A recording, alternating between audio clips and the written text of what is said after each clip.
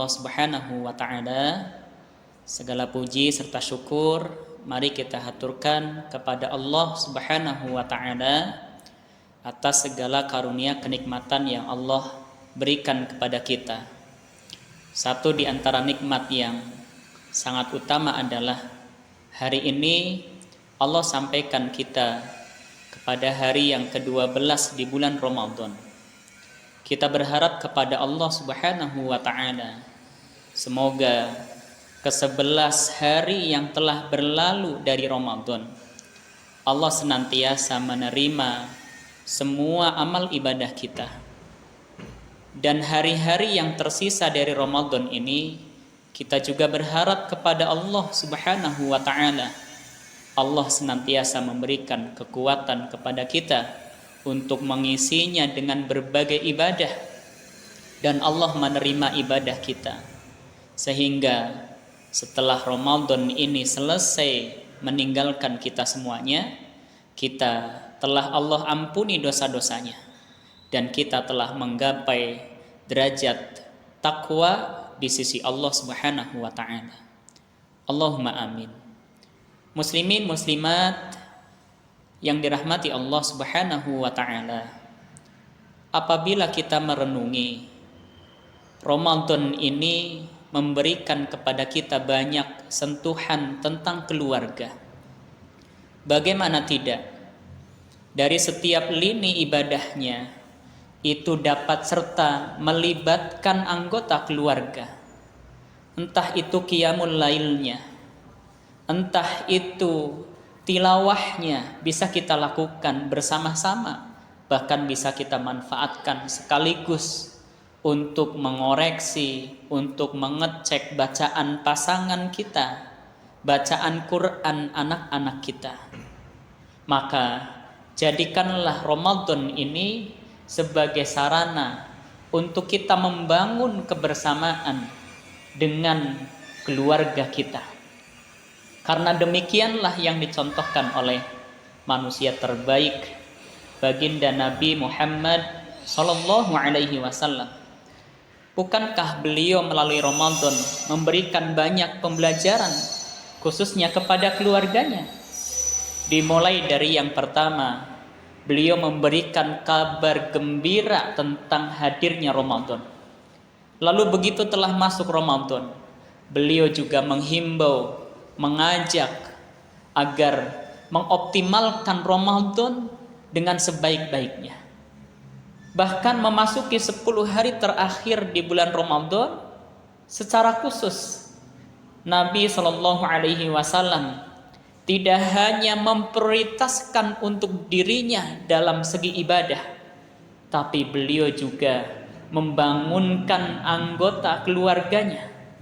Hal itu semuanya adalah agar keluarganya dapat juga untuk senantiasa mendekat, memperbaiki ketaatannya kepada Allah, khususnya di bulan Ramadan ini.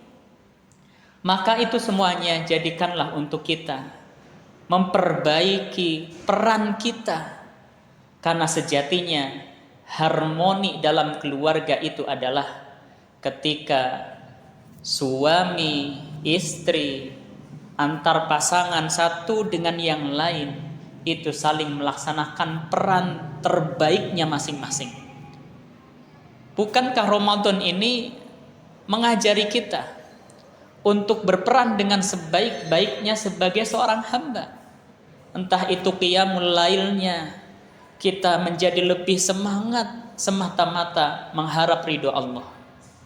Juga berbagai amal ibadah yang lainnya, bahkan di antara yang paling menonjol, yang paling utama membuktikan bahwa Ramadan ini memberikan isyarat agar kita memperbaiki peran sebagai seorang hamba adalah melalui syariat saum itu sendiri, di mana saum itu adalah satu-satunya ibadah yang hanya untuk Allah Subhanahu wa taala, dan Allah yang akan membalasnya langsung.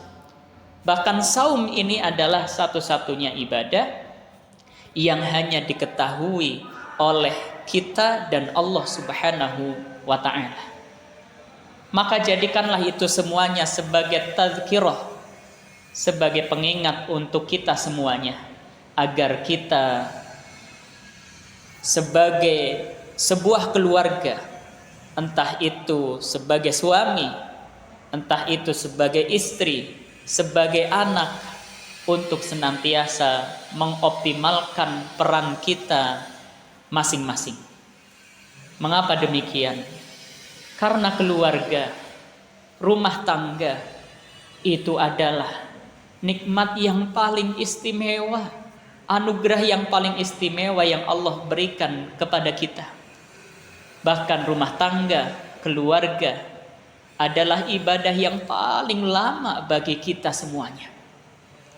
Bahkan tidak hanya itu, keluarga itu adalah hal yang harus senantiasa kita perjuangkan agar terselamatkan dari api neraka. Keluarga itu adalah hal yang harus kita cita-citakan agar kelak kita bisa kembali bersama-sama kelak berkumpul di surga Allah Subhanahu wa ta'ala, sebagaimana Allah sebutkan di dalam surah At-Tur ayat yang ke-21.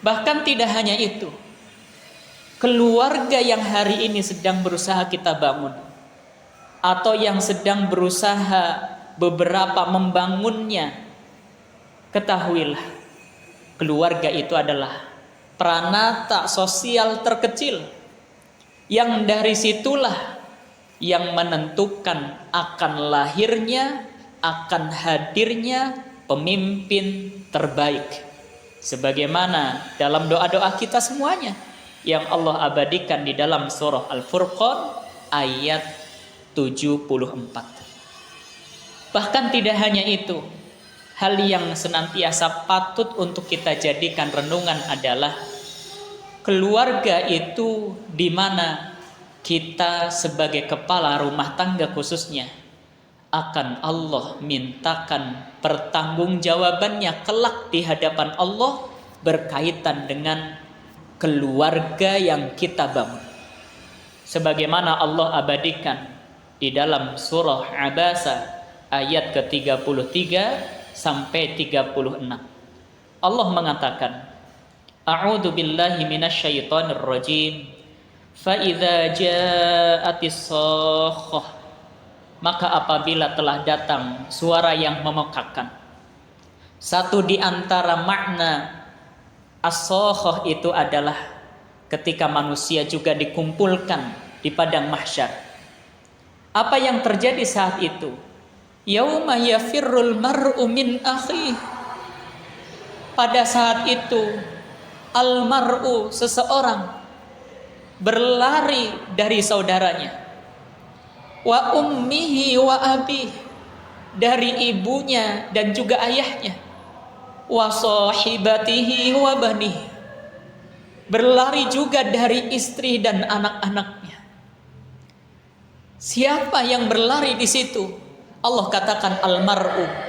Satu di antara makna al-mar'u itu adalah seorang suami.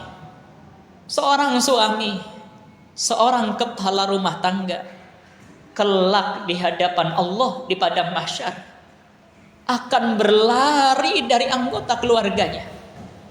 Pertanyaannya, bukankah lazimnya sebuah keluarga itu saling rindu, saling merasa kangen, sehingga ketika berkumpul mereka akan saling bercengkrama?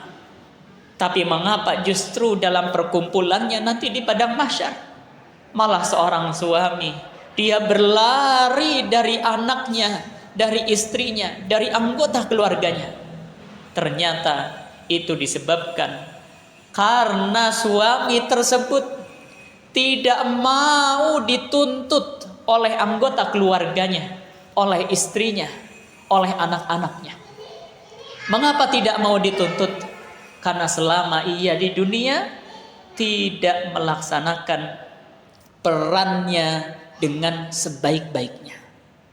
Oleh karenanya, mari kita berusaha melalui momentum Ramadan ini untuk meningkatkan peran masing-masing dalam keluarga kita, baik itu sebagai suami, baik itu sebagai istri, sehingga tercipta keluarga yang harmoni dalam ketaatan, yang ini adalah cita-cita kita semuanya.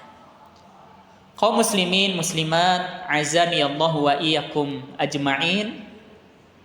Lalu bagaimana cara dari Nabi juga dari para sahabat di dalam upaya menumbuhkan keharmonisan dalam keluarga untuk ketaatan kepada Allah, Rasul, juga ulil amri?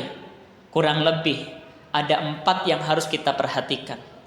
Yang pertama adalah, jadikanlah kita sebagai seorang suami juga sebagai seorang istri untuk senantiasa memiliki komitmen meningkatkan keimanan, ketakwaan, juga meningkatkan keilmuan. Mengapa demikian? Karena dengan ketakwaan Allah akan senantiasa memudahkan urusan kita. Dengan ketakwaan itu pula Allah akan senantiasa mencukupkan rizki-rizki di dalam keluarga kita. Lalu dengan ilmu yang kita miliki, dengan ilmu yang dipelajari, mengapa sebuah keluarga senantiasa harus meningkatkan ilmu? Karena dengan ilmu tersebut menjadi wasilah akan senantiasa mendapatkan solusi dari permasalahan yang ia hadapi. Bahkan dengan ilmu tersebut pula akan menjadikan seseorang bersabar terhadap kekurangan pasangannya masing-masing. Seorang suami akan senantiasa bersabar menghadapi istrinya kalau suami tersebut telah memiliki ilmu. Begitu juga seorang istri, dia akan senantiasa memiliki kesabaran menghadapi suaminya ketika istri tersebut memiliki ilmu.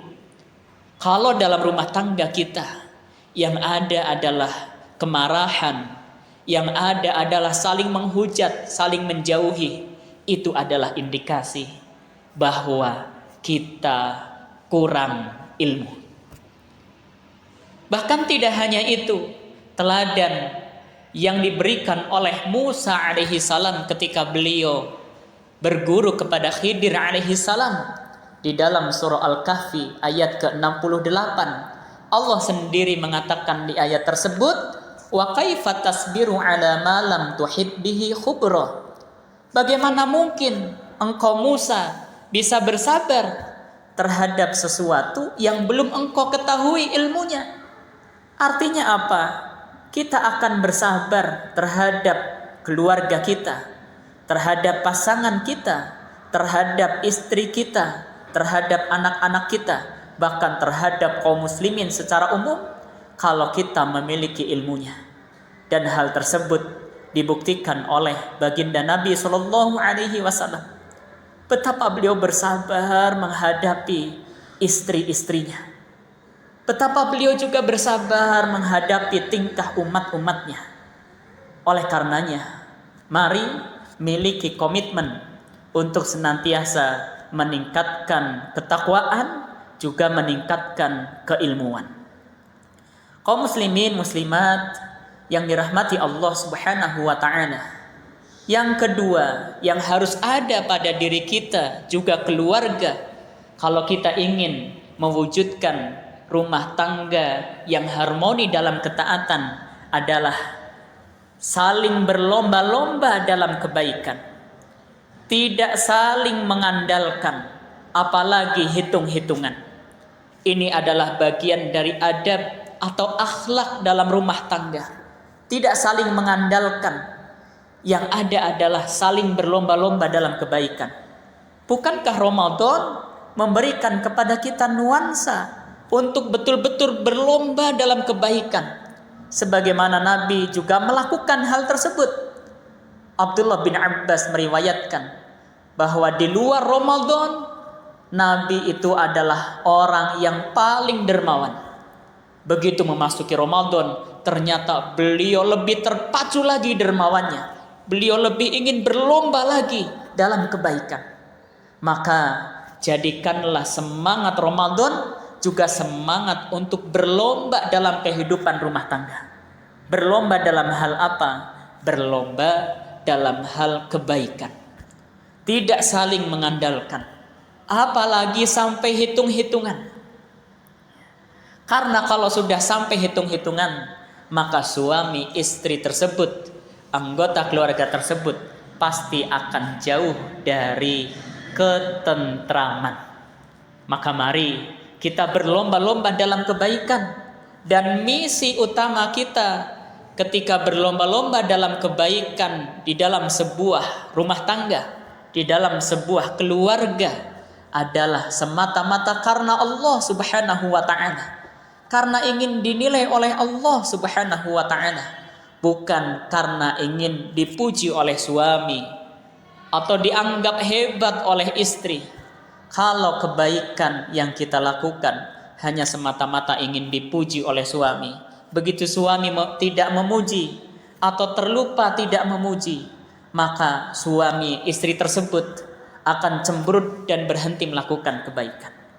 Kebaikan yang kita lakukan itu orientasi utamanya adalah mengharap ridho Allah. Itulah yang kedua. Lalu yang ketiganya adalah jadikanlah akhirat itu adalah orientasi utamanya. Mengapa demikian? Karena Allah memberikan kepada kita jaminan kepada siapapun yang dia prioritasnya, orientasinya adalah akhirat. Sebagaimana Nabi mengatakan, "Man kanatil akhirah niyatahu." Siapapun yang dia menjadikan akhirat sebagai tujuan utamanya, sebagai prioritas utamanya, jama'allahu amrahu, maka Allah akan menghimpun urusannya menjadi mudah. Wa ja'ala ghinahu fi qalbihi, Allah akan jadikan kecukupan senantiasa menghinggapi hatinya. Wa atathud dunya wa hiya raghibah, dan Allah akan datangkan dunia dengan merangkak. Dengan kata lain, justru Allah akan datangkan kepadanya pundi-pundi dunia. Namun apa yang terjadi? Kalau kita rumah tangga kita telah orientasinya hanya kepada perkara-perkara dunia, kepada perkara-perkara syahwat, apa yang terjadi? Kata Nabi, "Wa man kanatid dunya hammahu," dan barang siapa yang orientasinya hanya pada dunia, farraqallahu alaihi amrahu, maka Allah akan senantiasa mempercerai-berai, mempersulit urusannya. Wa ja'ala faqrahu baina 'ainaihi, Allah akan senantiasa menjadikan kekurangan senantiasa meliputi kedua matanya. Walam yu'ti minad dunya illa ma kutibalah, dan Allah tidak akan memberikan kepada mereka dunia kecuali hanya sedikit. Oleh karenanya yang ketiga, mari jadikan akhirat sebagai prioritas, sebagai komitmen, hal yang harus selalu kita perjuangkan di dalam keluarga kita semuanya. Lalu yang terakhir, yang keempat, agar rumah tangga kita menjadi rumah tangga yang harmoni dalam ketaatan adalah tidak selamanya hubungan, ikatan di dalam keluarga, di dalam rumah tangga itu dibangun harus atas dasar cinta. Ada saatnya cinta suami kepada istri mulai memudar.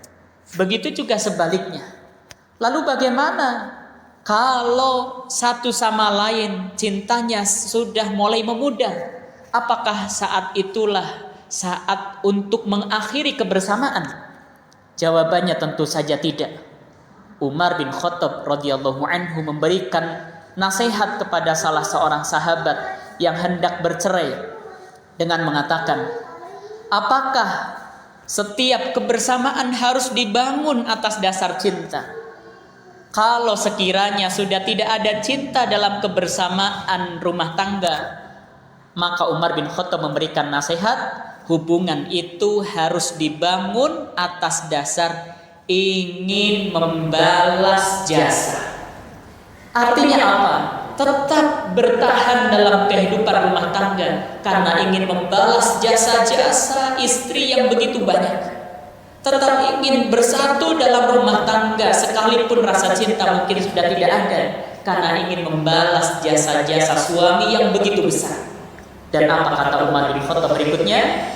Barang siapa yang dia berusaha membalas tanda jasanya, maka lambat laun Allah akan kembali menumbuhkan rasa cintanya.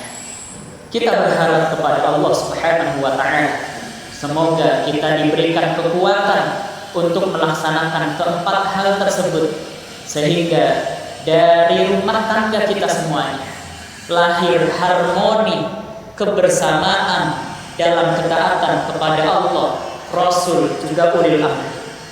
Dan yang paling utama yang menjadi harapan kita adalah dari rumah tangga kita semuanya lahir anak-anak yang soleh dan soleha. Allahumma amin. Wal'afumikum wallahu a'lam bishawab. Kami cukupkan. Ada benarnya semata-mata datang dari Allah, ada salahnya dari kekurangan kami. Kepada Allah astagfirullahaladzim. Kepada para ikhwan dimanapun berada, mohon maaf yang sebesar-besarnya. Kami cukupkan. Wassalamualaikum warahmatullahi wabarakatuh.